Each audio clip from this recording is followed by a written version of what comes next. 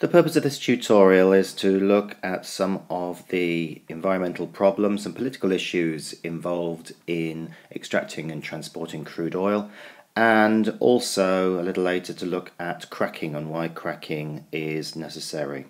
These are the parts of the specification that I'll be covering. In white is at foundation level, whereas at purple that's at higher level. These pictures are associated with how oil is taken out of the ground and how it is transported from one place to another, and how it's stored, taking up large amounts of land. But there are other issues involved in the transport of oil, and that's when things go wrong. When tankers collide or crash, what happens is that the crude oil can get onto birds' feathers. This means that they essentially eat it, gets into their stomachs, and this can kill them. Also, the oil gets onto their feathers, and this will cause them to die because they won't be able to swim and won't be able to fly to catch food. But also the detergents used to get rid of the oil slicks can cause other problems for the birds. It removes the natural oils from their feathers and they cease to be waterproof, which means that they die of cold. This picture from 2004 shows on the left Tony Blair and on the right Colonel Gaddafi, who was leader of Libya at the time, meeting presumably to discuss arrangements between the two countries for supplying oil. And as you can see from the lower picture, Britain needs to maintain its supply of oil, and sometimes this means that Britain has to make deals with the countries that it would rather not. This is because Britain has very little oil reserves of its own and therefore has to import them from other countries.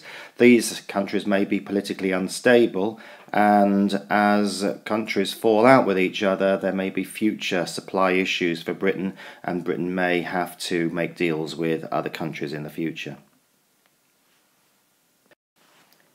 This diagram shows the difference between the supply and the demand for various fractions from crude oil.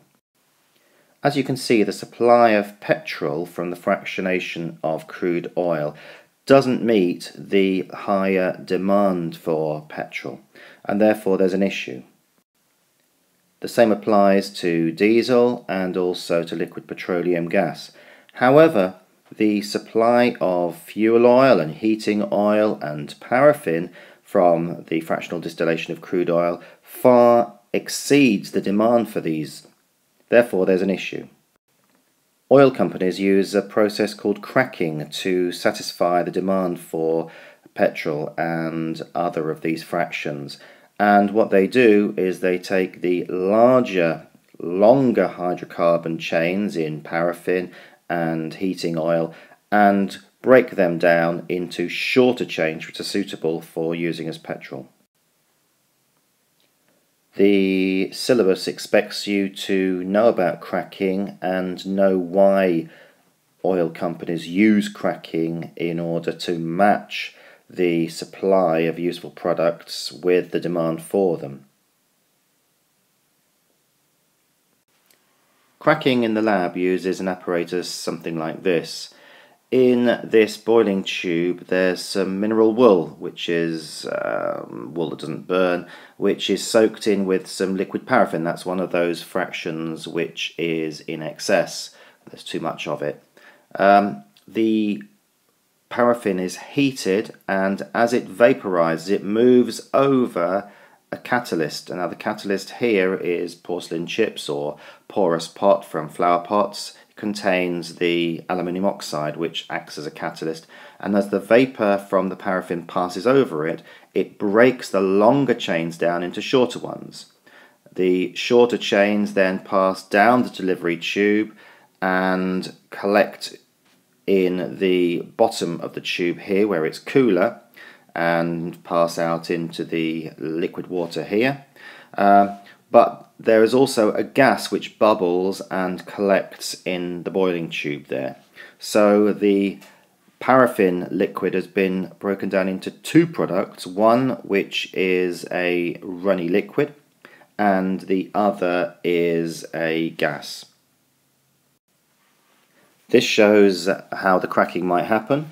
The longer chain hydrocarbon here, with 1, 2, 3, 4, 5, 6, 7 carbons in a chain, has been broken down into a shorter chain with only 5 carbons in the chain and a very short chain molecule. This one here has got a double bond between the 2 carbons. This is called an alkene, and this one is called ethene. The high temperatures in cracking cause the carbon-carbon single bonds in the alkane chain to vibrate more and more until eventually one or more of these breaks. So one of the bonds breaks, but this means that there aren't sufficient carbon-carbon single bonds to join everything together.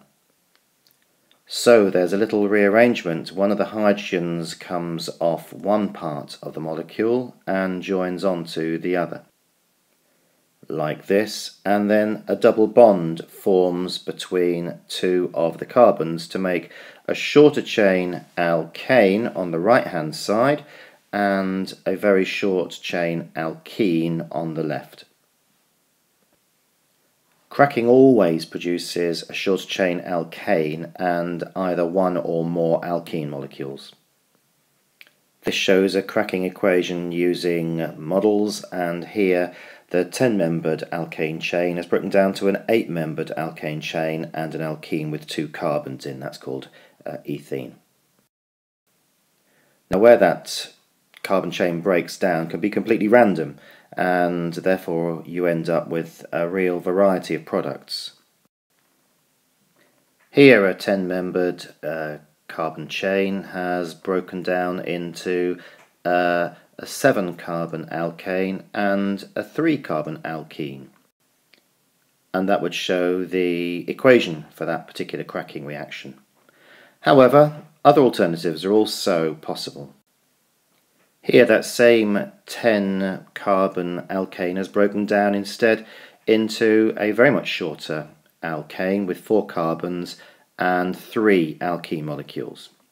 So cracking breaks down longer chain molecules into shorter hydrocarbons and also usually a mixture of alkenes. So, in summary, cracking is used by oil companies to convert large alkane molecules, which are in excess, into smaller alkanes, which are more in demand and more useful, like petrol. And it also makes alkene molecules, and these alkene molecules are useful because they can be used to make polymers. So, for example, polyethylene can be made from the ethene molecule, and all in all, it helps an oil refinery to match the supply of useful products such as petrol with the demand for them. This 6-mark question comes from an old past paper. It says, cracking is an important reaction that takes place within an oil refinery.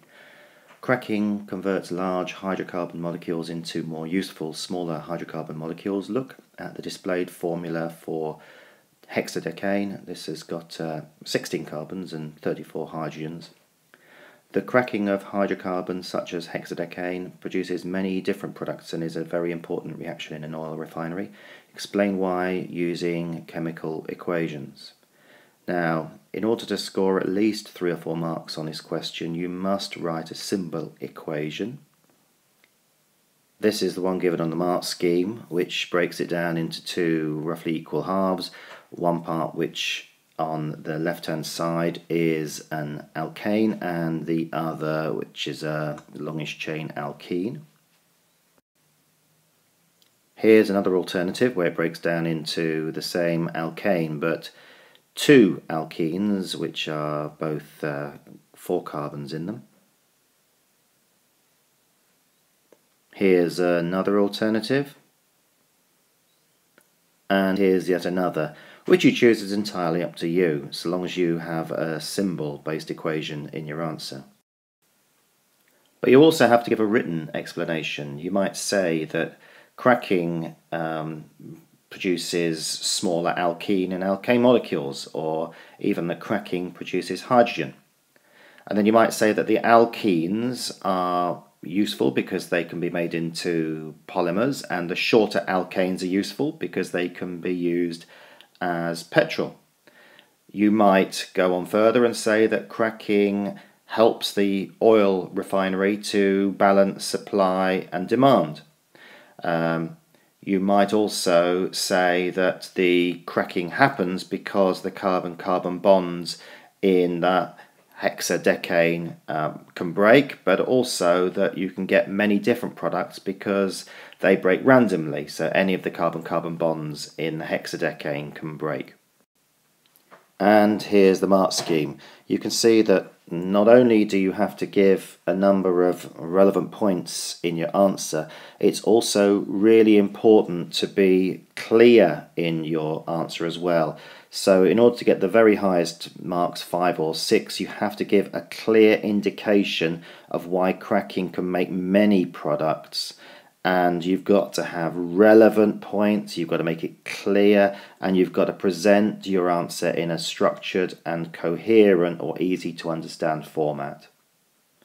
You've also got to make sure that you don't make any errors in your grammar, punctuation and spelling.